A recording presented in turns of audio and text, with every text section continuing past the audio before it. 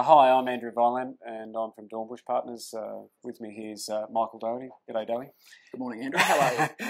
And look, this is a new initiative of Dornbush Partners. Every week we're just going to talk for a couple of minutes about what's happening in the share market, a couple of topical things, what we like, what we don't like, and stories have been catching our interest. So, Doherty, what have you been into this week? Very busy week, Andrew, on the economic front. A lot of news coming out in Australia in particular. Sort of what set the tone was Chinese data. A big trade surplus in China, but to the detriment of our miners. Imports down by 2.5% in China. So iron ore, coal, so the BHPs, the Fortescues and the like are all under a fair bit of pressure. ANZ employment or job ads came out. They weren't too bad.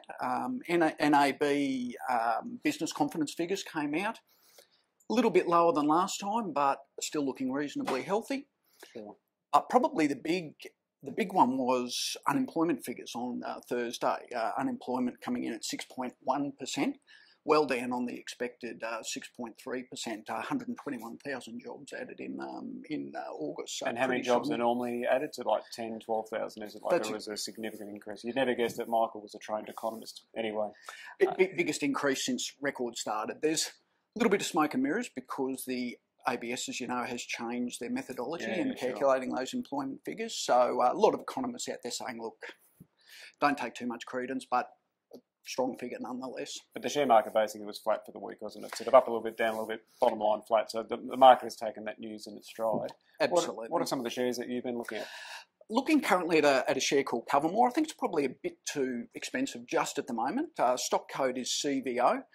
Basically involved in travel insurance and also medical assistance for overseas travellers. So, you pay your premium for these guys, go overseas. If you get crook, they fly you back home and get you the treatment you need. Right. Listed back in December last year for $2. The IPO dropped to $1.75, back up to $2.40. Okay.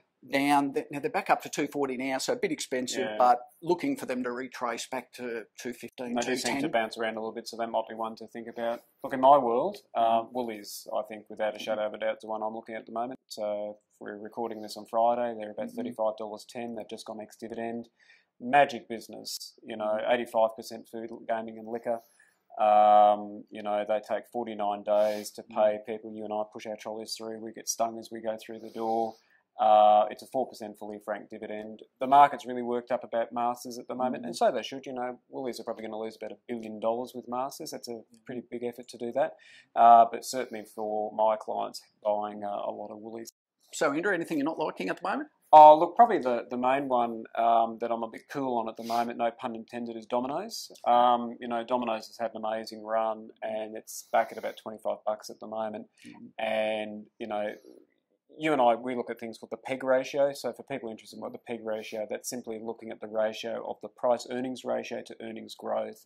So the PE is around 39 times. The average we're looking there is for 13 times, so it's 39, so it's really out of whack.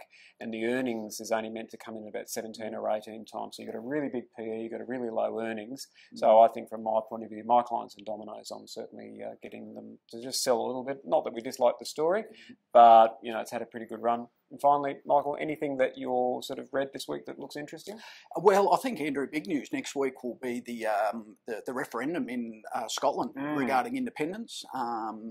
If you've got Scottish heritage or you're a Scottish national, maybe time to polish off the old St Andrews flag and get the Braveheart DVD back out. But not even going to pretend to try and understand the implications if it goes through.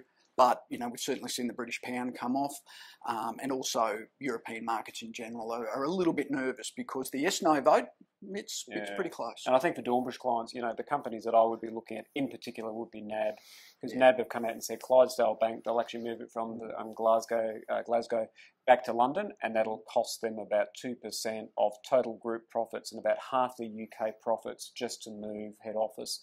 So that's a big implication for them. Dowie, thanks very much. That's been great. Thanks for watching. See you next week. Thank you.